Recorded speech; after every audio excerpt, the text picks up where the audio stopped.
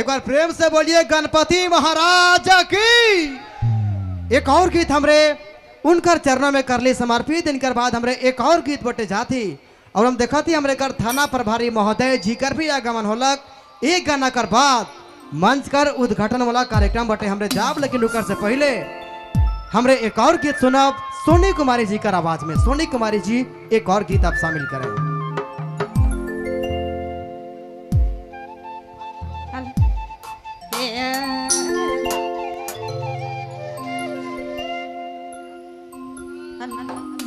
कवने नागर कार नामिनी बेटी रे, कवने नागर बाज काट, हाय रे दाया, कवने नागर बाज काट।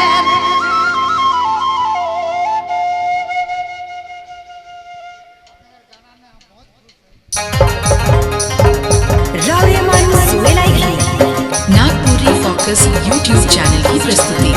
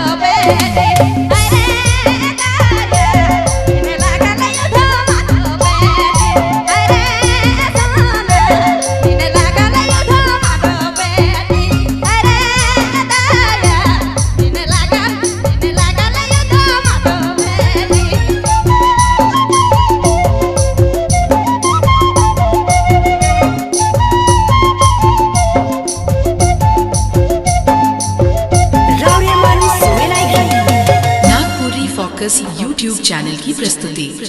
बहुत बहुत धन्यवाद। अच्छा लगा तो एक बार प्यार से, एक बार तालियां हो जाए, एक बार तालियां प्यार से। देखो तो कैसा सुंदर